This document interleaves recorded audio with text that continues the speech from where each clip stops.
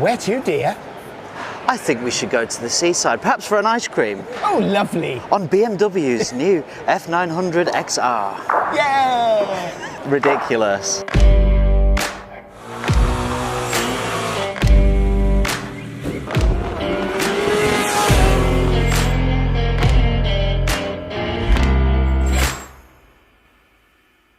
Hi folks, welcome back to the BMW stand here at the NEC. We've taken the time to have a look already at BMW's very, very interesting new F900 parallel twin roadster. In addition to that, I guess their sort of bigger brother is the new F900Xr. So that's their sort of middleweight touring bike. They released a kind of concept variant about 18 months ago called the 9 Cento. And I've got to say, when I saw that bike roll up to a special event, it was gorgeous, really, really cool looking thing. I think it had electromagnetic panniers, if I remember correctly. Sadly, they've not translated that to the road bike, but actually the design language, the profile is very, very similar. And this is, for me, again, is a really interesting, exciting bike for this segment. You know, when you think about what's out there, what's available, I'm not sure this has got any direct competitors. Well, this middleweight touring segment is super popular. There's no doubt. You know, you trace the 900s really popular. You trace the 700s are really popular. People love that type of bike. Yeah, they do. And for good reason as well. They go really well. Yeah. They actually pretty much handle like a naked. Yes. You know. Well, they're not. I mean, you know, traditionally. Oh, of course, Multistrada 950 yes. as well. Yes. Really great bikes, Yeah. and you know, people are wanting to put a lot of mileage on. I mean, I've done quite a few ferry trips actually recently, and you know what? Well, not half the dock, but you know, there's quite a few bikes on them, and people are doing a lot more trips. They want something. They need something more comfortable. Yeah. Soft seat, nice riding position, nice screen, good engine, but also handling well as well, because you know you're going to travel all the way to Austria for those good roads. Sure. And you know you don't necessarily want the reason a Honda Goldwing, do you? In some respects, you've got, you know, Yamaha have got a lot to be thanked for, I think, because they've kind of driven that market a little bit. But the reality is, you know, the way that manufacturers are looking at the model selection and the type of bikes they're producing has changed enormously. You know, what a lot of people want, including myself, is you kind of want a bit of a Swiss Army knife for a bike. You actually want a bike that you could sit on for 5 hours, but also that if you want to go for a blast, it's agile, it turns well. Yeah. You know, I mean, you're absolutely right. If you're going to get on a ferry and I mean, I went, you know, south of Spain. I need a screen. I like heated grips. I love cruise control. So, Chris, thanks so much for your time. I know we've just spoken very briefly about the F800, F800 900R, and I was sort of fascinated to get a sense of how that differs from the new XR. You just talk me through how they kind of, you know, how they compare in terms of riding experience. Yeah, it's a funny thing because, yeah, essentially the backbone of the bike is the same. You know, they're based on the same chassis, the same engine. Surprisingly different feel to the two bikes. You know, the 900R feels more at the sports bike end of things. It's a real nice flowing through fast bends, but in town this thing feels actually a little easier to handle because you're a bit more sat up, big wide bars. Yeah.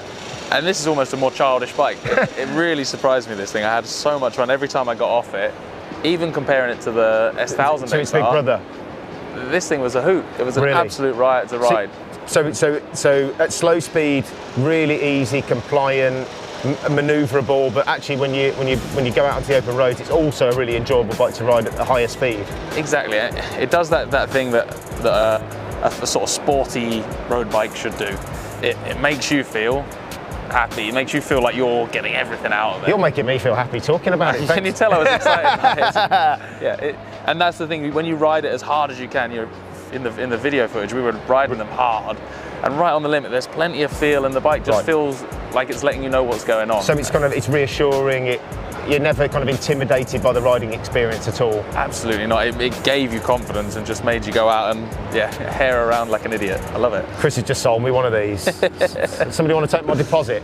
So of course the bike, like the F900R, comes with the amazing BMW TFT, which is just the most beautiful dashes that I've seen on a motorbike. It's really like intuitive. going to Blackpool Illuminations, isn't it? When you get your bike every time. It is.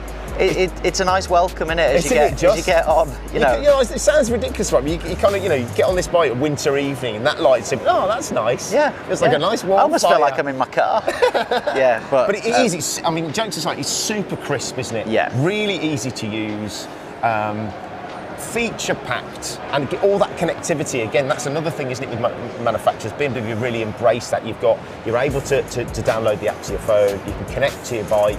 It just simplifies all the terms. So you can run sat nav. Run your sat nav, run your phone, run your music. You can do all sorts of bits and pieces with it. And again, you know, as we were talking about with the 800 Road, the 900 Roads, the 900 Roadster, most people are going to buy the TE, the Touring Edition, because you get so much more for your money. Yeah. And without banging on about value again, you know, this bike on the road, just under 10.4. With all of these toys, that's the sport version, then the touring version. Yes, okay, sorry, the touring version. So standard comes in at 9,365, and this one is 10,365. So effectively for another £1,000, you get Riding Modes Pro, quick shifter, heated grips, cruise control. The list is very long. Yeah. So you are getting a massive amount of bike for your money, and like I say, a kind of incredibly usable tool for all types of riding, touring, going out for a blast, everything.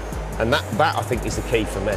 I mean, it's a difficult one. I've come on over here and vacillated wildly. Do I prefer this? Do I prefer that? I don't know.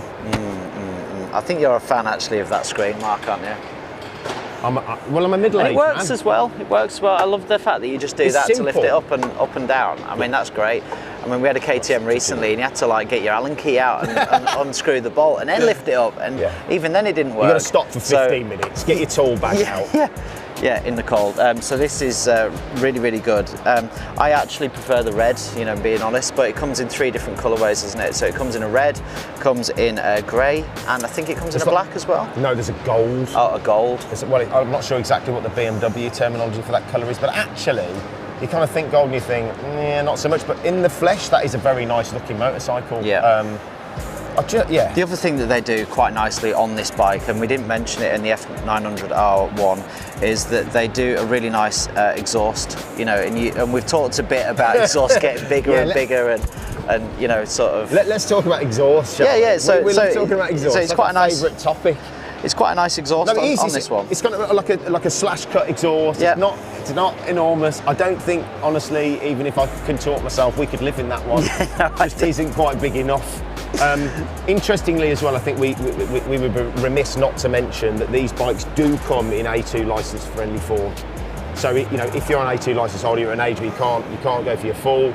These can come as an A2, which is amazing, right? Yeah, it is. Yeah. You can have this much bike, and you could be, I don't know how old you are to be A2 licence compliant. It was a long time ago. 21 or something. 21, yeah. But you've got that option too. So they really have ticked so many boxes with these bikes, and again, put their best foot forward in what is a very competitive market. But you know, honestly, again, at the risk of sounding like a total sycophant, I honestly can't say to you that there is a direct competitor at this price. No. That's the thing that surprises me the most is how they've managed to position these bikes at the price they have. If you think about, and you consider that it's BMW. Yeah. So you know, everything else.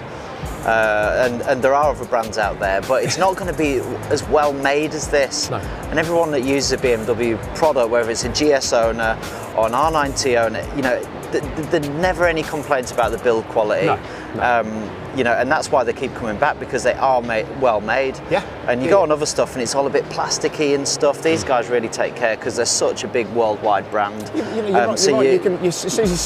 Technically you should be actually paying a premium for that, but I think the reality is that you're not in this case. You know, I don't think BMW want this to be a secret, but you know, frankly, I really am incredibly surprised at how they've positioned these bikes price-wise. I do think, dare I say it, they're a bit of a bargain. Yeah. You know, if you are looking to upgrade from a kind of smaller capacity bike, you want to get yourself onto a real full-size machine, whether it be the Roadster, whether it be the XR, they are phenomenal value for money. There's no doubt about it. Just very quickly, obviously it being the touring-based bike, the tank is slightly larger. I don't know whether we mentioned the Roadster video, but that's a 13 and this is a 15 litre tank, so range is sensible. Okay. So again, the F900Xr is fitted with Brembo brakes, just like the naked variant. So it's going to stop really well, basically. Same setup as the new 900 Roadster. And the tyres are a bit more of a sport touring orientated. The T30R from Bridgestone, which is just a bit probably longer life tyre basically. And one other interesting piece of technical is that this is just 8 kilos heavier than its naked equivalent, which is very little, frankly, isn't it? It's probably like a big Christmas dinner. Or the difference between me and you. If you enjoyed the video, don't forget to like, please subscribe to the channel. Massive endorsement from me, incredible value for money. Yeah, so come along and check it out as soon as you get the chance. We'll see you in the next one.